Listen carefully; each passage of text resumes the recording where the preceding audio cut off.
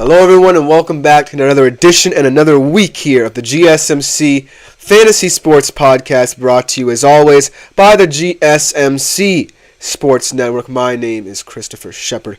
Thank you all for being here yet again for yet another exciting week of talk, an exciting weekend of sports action we just had, both the NFL and college football, and I've got you covered for this Monday edition of the show. Going to start off, though, talking about tonight's game between the New Orleans Saints and the Kansas City Chiefs on Monday Night Football, and then we talk about the weekend of action that just transpired, going over some of my fantasy stars of both the NFL and college football weeks, and I'm also going to give you a little bit of a Heisman update as things are getting a little bit weird and wacky in that situation. And then finally, I'm going to conclude by giving you some fantasy advice, specifically in terms of starting and sitting certain players for tonight's game. Maybe you need one of those last-minute boosts to your fantasy squad to get over the hump, to get you that win for this week. But without further ado, I do want to remind you yet again to like, follow, and subscribe to put this show in the network if you do feel so inclined. It is greatly appreciated by all of us here at the network, especially me and my fellow podcasters.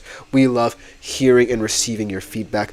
And if you want to do it more contingent to this specific show, keep on making yourselves available to the Super Chat, Super Thanks, and Super Stickers features here on YouTube. They're a great way to contribute and interact with the show at large. You can press the $sign, contribute a tip, leave a comment, and I will read it here on air. Your personal opinion about what I say on the show, or maybe just something that you want to add to the show as a whole.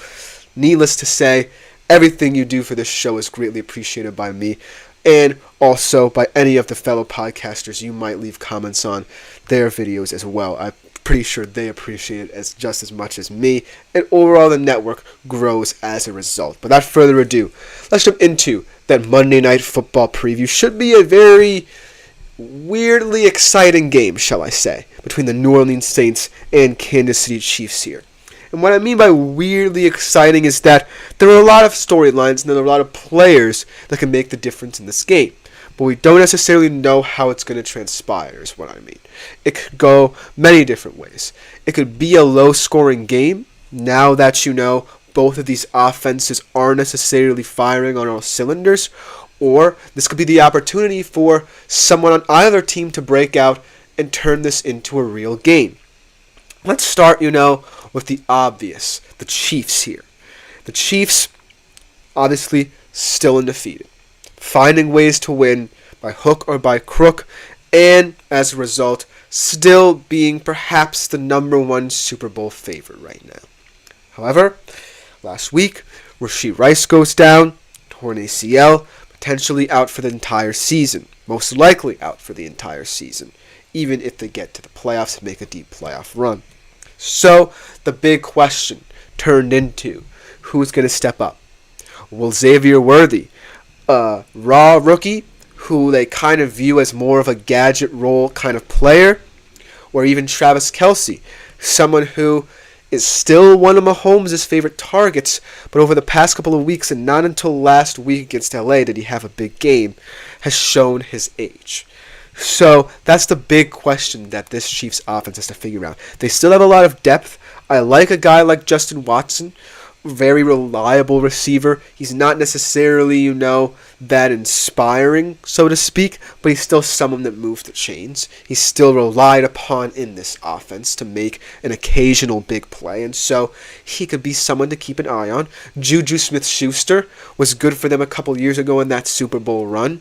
This year, maybe not expected to hold as much of a big role as he is now that Rashee Rice has gone down, but maybe he could be the catalyst in this offense, but we still don't know.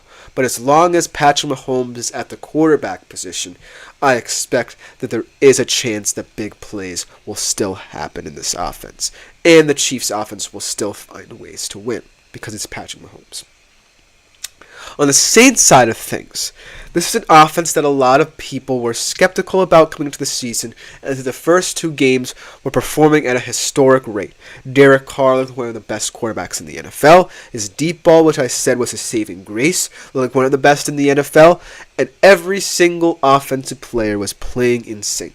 Over the past couple of weeks, though, their offense and defense has come under scrutiny with quote-unquote late game collapses in games they definitely could have won had, the entire team stuck to the game plan, if you know what I mean.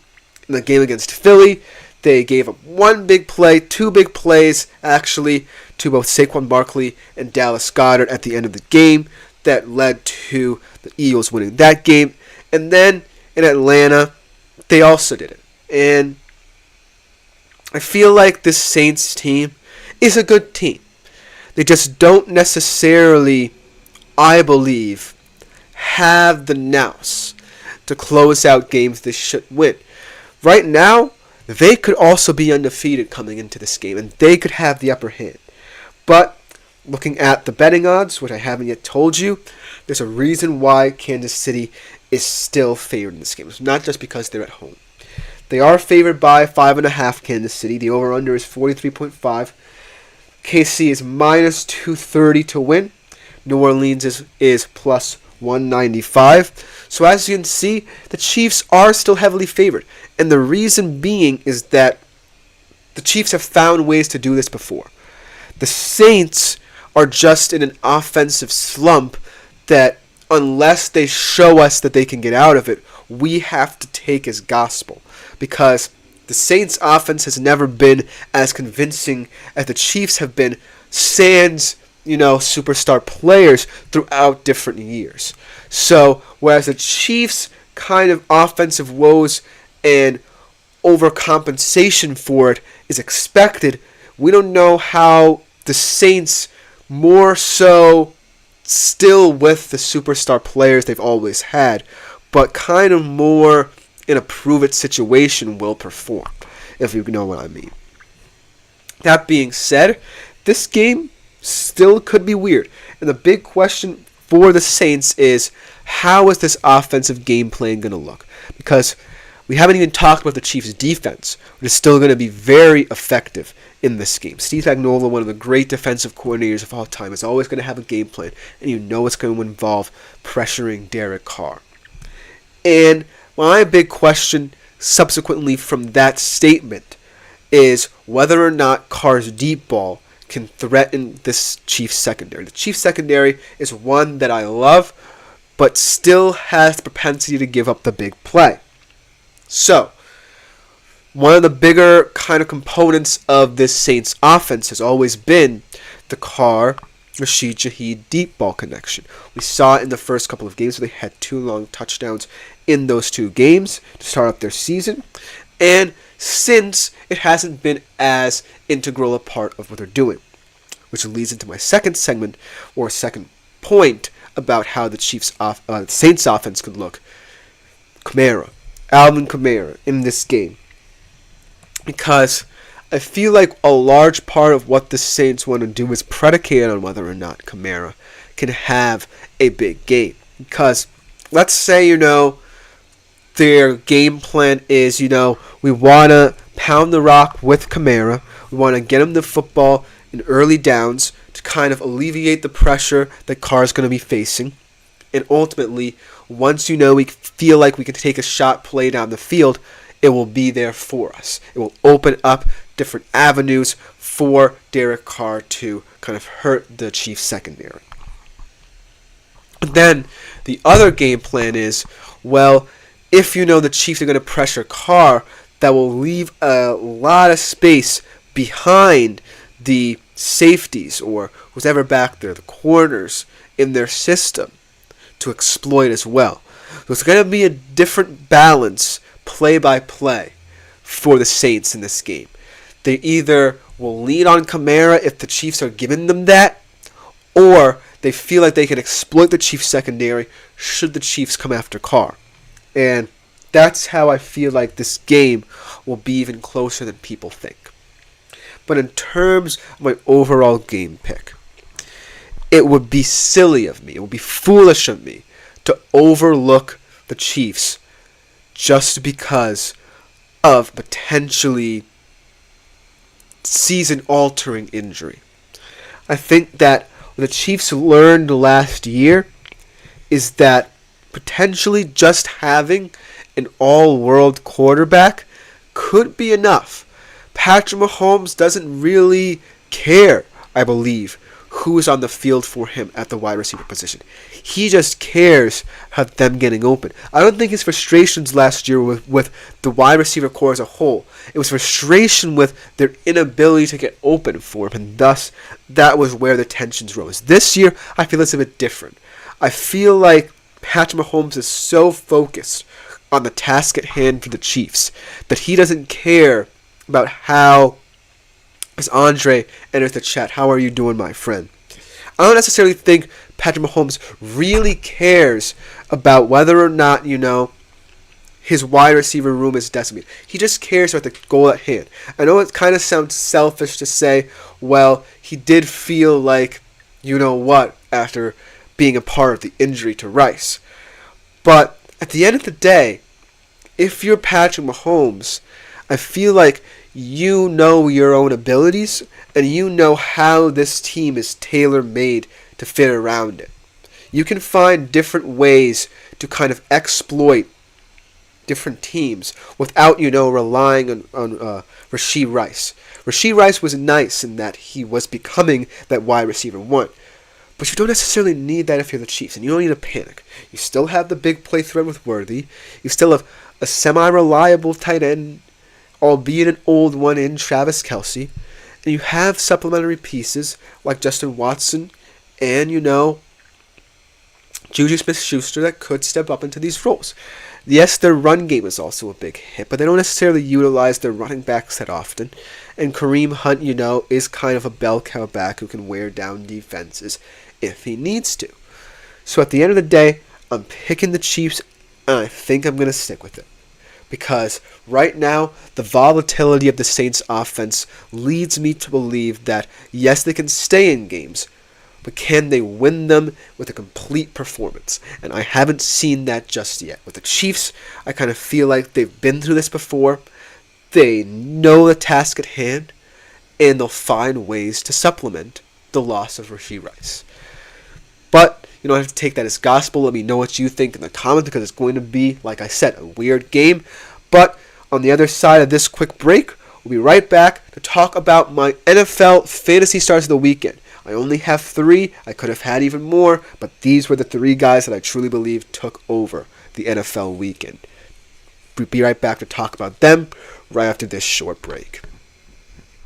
I feel like I'm losing my mind.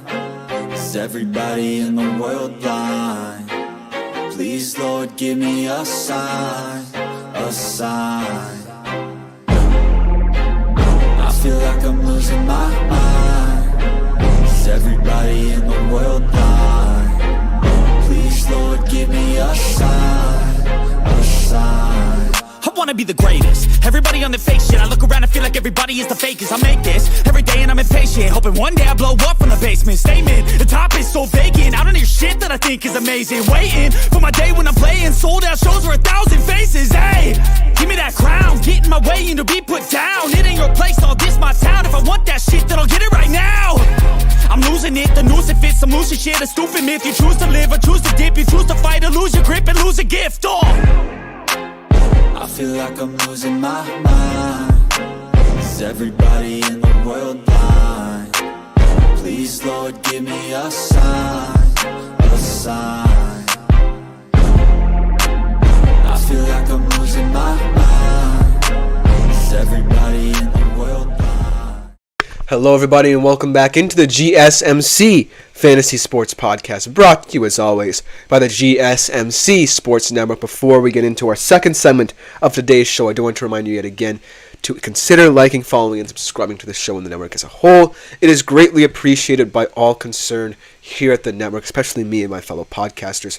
And also, as you can see on my screen, leave a super chat, super thanks, or super stickers feature here on YouTube in my comments section, and I will read it on the show, read your opinions. I definitely want them because I love your input on the show. It really makes the show grow. Most importantly, if you do it with our other podcasters, go check them out as well. It will make the network even better, even more popular, so that even more fantastic content can be distributed to you guys as well. But without further ado, let's jump right into our second segment of today's show, talking about my fantasy stars, starting off in the NFL, and then on the other side of the next break, we'll be talking about college football. But to start off with the NFL, they only have 3 guys for today, and 2 of them played in perhaps the best game of the season thus far, especially because it was a divisional contest that meant so much. I could have picked a myriad number of players, maybe even a couple of defenses, because a lot of fantastic defensive performances, a lot of defensive touchdowns this weekend as well in the NFL. But these are the 3 that I feel really solid about talking about, and I want to deliver to you guys for your consideration. So without further ado, let's talk about these 3 fantastic players from Week 5 of the NFL season. Starting off at the wide receiver position. And this guy's going to have to become even more and more important for his team. They are in a bit of a hole. I can't necessarily say whether or not they can get out of it because their division is so competitive, and this was a divisional game, like I said, that they were playing in.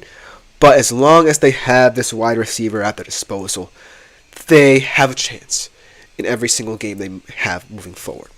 And that is, wrong graphic there. Wrong player there. Let's just skip ahead to Jamar Chase here. He had a big game, albeit in a losing effort. Very painful loss for the Cincinnati Bengals. My condolences to any Cincinnati Bengals fans that might be watching. But it was a very fascinating game. But it proved that the Cincinnati Bengals can still hang with everybody, and their defenses and their kind of woes are more defensive than offensive, so to speak. Jamar Chase, 10 receptions, 193 yards, 2 touchdowns in this game for a grand total of 41.3 fantasy points. He still maintains that wide receiver 1 status. So if you're feeling down about how the Bengals are playing, don't feel down about how Jamar Chase is playing.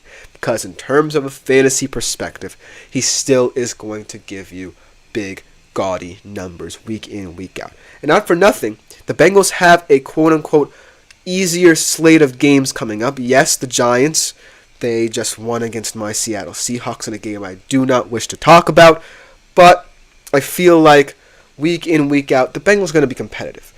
As long as they have Joe Burrow, as long as they have Jamar Chase, as long as T. Higgins is still there, I just feel like there's nothing to really worry about offensively. The defense is where the problems lie, and if they don't figure that out well, then they could be in a hole that they can't dig out of, even to get to, say, 7 wins. But as long as that offense is clicking, like it has in the past couple of games, they're going to be in games, and Jamar Chase is going to continue to deliver for your fantasy team. So therefore, he is one of my fantasy stars of the week. My second fantasy star, going back, is a guy who I was kind of not all in on headed into the season, right? Because he was a supplementary running back who I didn't necessarily know a lot of coming out of college, but has completely supplanted Travis Etienne in Jacksonville and might be the X factor going forward for what Jacksonville is going to have to do to try and compete to get back into the NFC South race. I mean, the AFC South race, rather. And that is Tank Bigsby. And Tank Bigsby is a classic back, right? He's not someone who is going to give you explosive play after explosive play. He's going to wear you down. There's a reason his name is Tank. And I feel like with Jacksonville, you have to kind of, A, take the pressure off Trevor Lawrence, but B, most importantly, give him a game plan where he feels comfortable with his best trait, and that is the deep ball. So if you run the football effectively, like they do with Tank Bigsby, then I guarantee you, and this is what happened in this game against Indy, the deep ball will be open for Trevor Lawrence, and he'll feel more comfortable throwing it. Tank Bigsby, kudos to him for having 13 carries, 101 yards, and 2 TDs, 25.9 fantasy points in this game, because it shows a blueprint and a way forward for the Jacksonville offense. I'm not as, completely worried about how it profiles going forward, because it shows that Doug Peterson assessed the situation.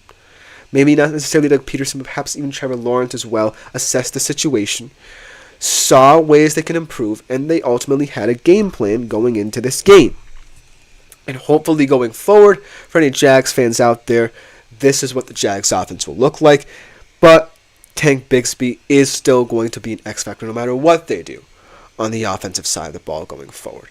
But it gives me confidence, that at least Jacksonville has a contingency plan for where, if Trevor hasn't settled in after a couple of games, they can go to a guy like Tank Bigsby to deliver the goods for them. So he is one of my 3 NFL fantasy stars of Week 5. And the last one, I think you guys saw this coming. It's Lamar Jackson at the QB position. I feel like Lamar, what he's done over the past couple of weeks is admirable for someone who had to not necessarily go through too much change on the offensive side of the football with this team and how Derrick Henry kind of comes in and complements him. But he did have to kind of adjust his style of play a little bit, right?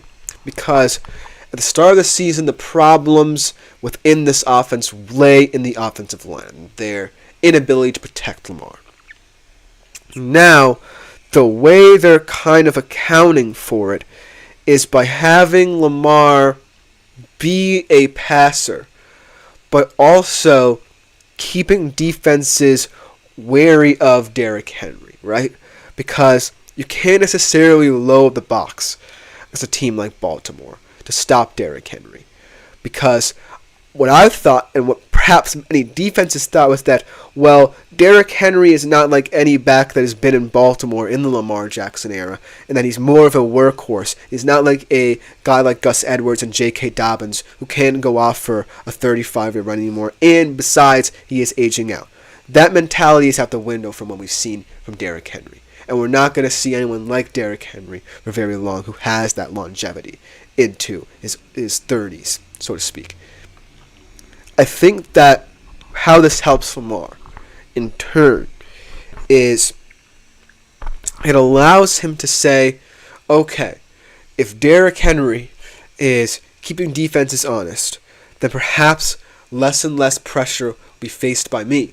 And so I'll have ways to improvise, say, if my offensive line does break out, but I'll have plays where I can take shots down the field, and defenses will also have to respect my arm, which makes it an even bigger challenge to defend both me and Derrick Henry. And this kind of leads to a performance like this, where he's 26 for 42 for 348 yards and 4 touchdowns for a grand total of 33.42 fantasy points. Now, going forward, as Andre said, have to worry about Henry and Lamar's read option. That's one big part of it, because what I loved about how Gus Edwards and J.K. Dobbins played the read option is that that play, at least on the defensive perspective of things, was going to be a big chunk play, no matter who got the football in that situation. So I do feel like in that regard they are kind of limited.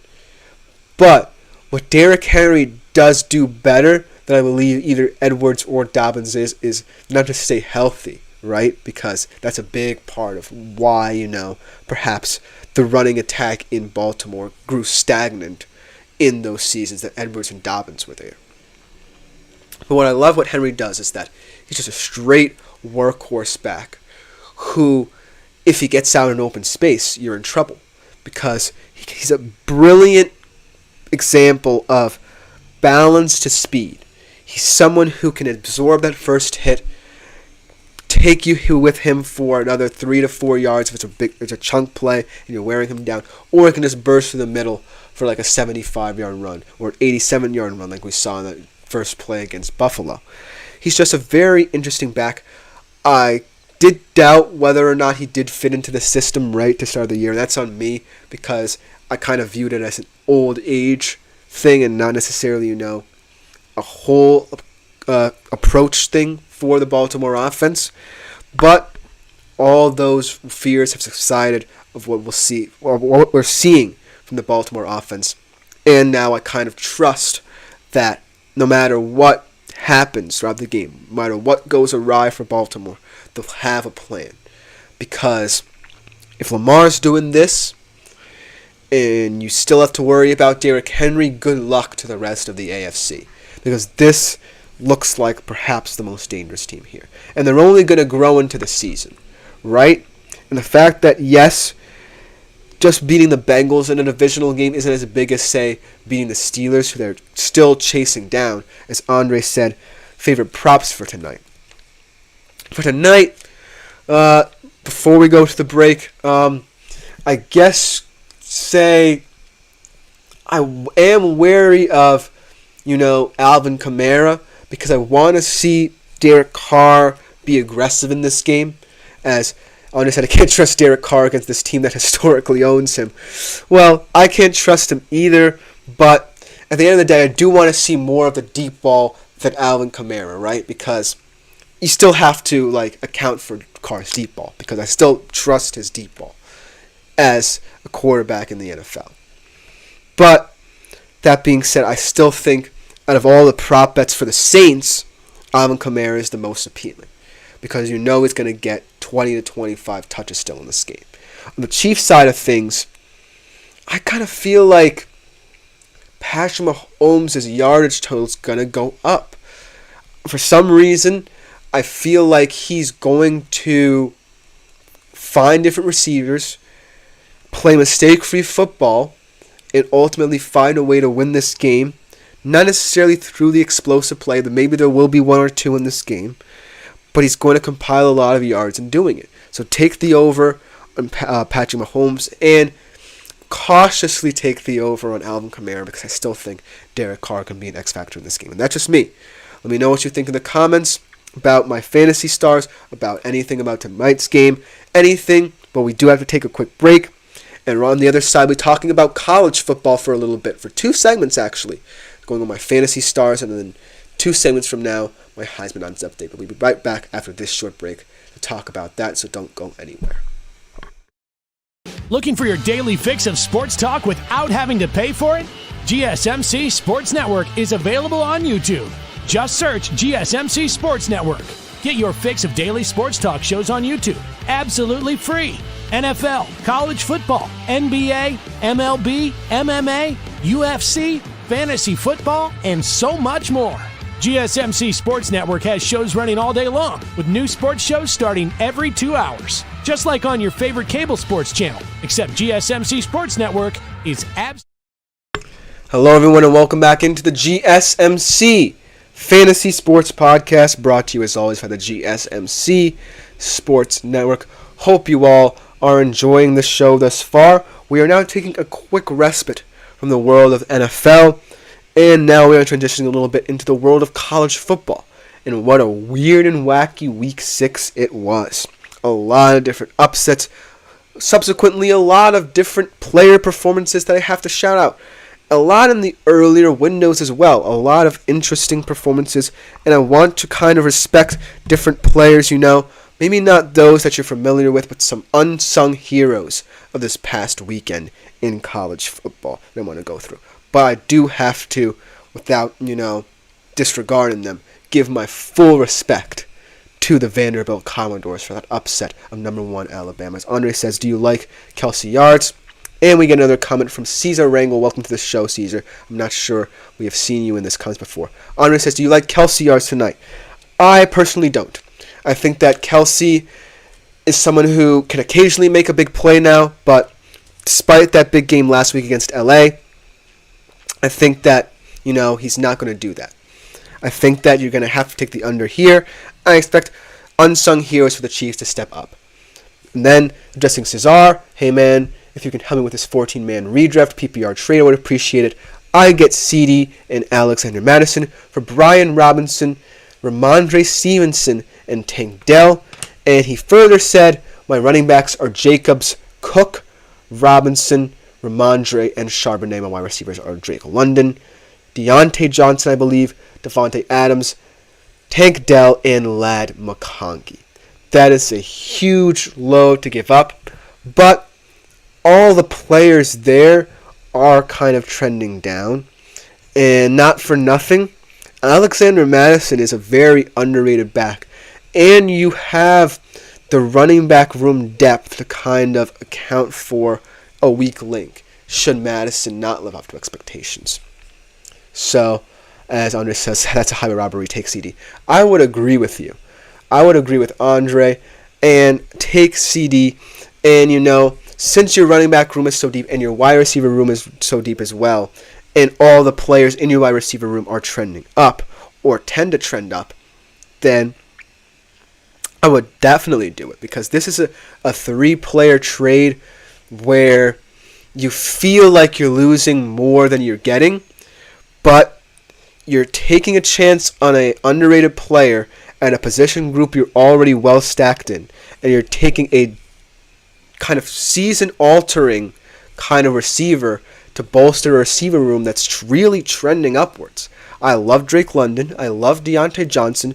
Devontae Adams, wherever he goes, is going to be someone who's going to get a lot of targets. Tank Dell could get a lot of targets. We don't know what's happening with Nico Collins in that Texans receiving room. And then Ladd McConkey, let's hope he really are well known, but players who kind of fit into this narrative of upset victories.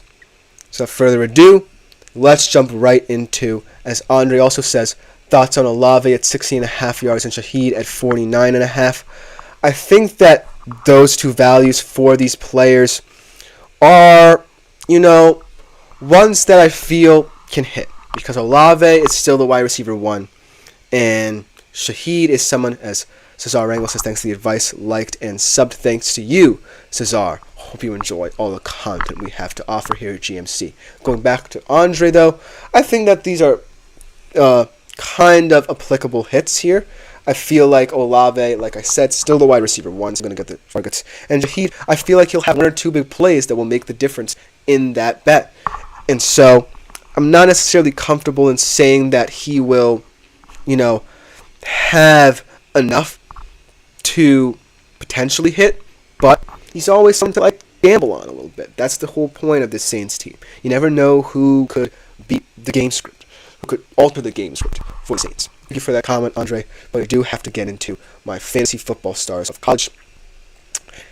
First one I want to talk about at the quarterback position, a lot I could have picked. I could have picked Diego Pavia for his gut performance against Alabama. I could have picked Cam Ward for his performance against Cal yet again. But this guy played on Friday night, a guy a lot of people might have forgotten about, even playing in college football right now.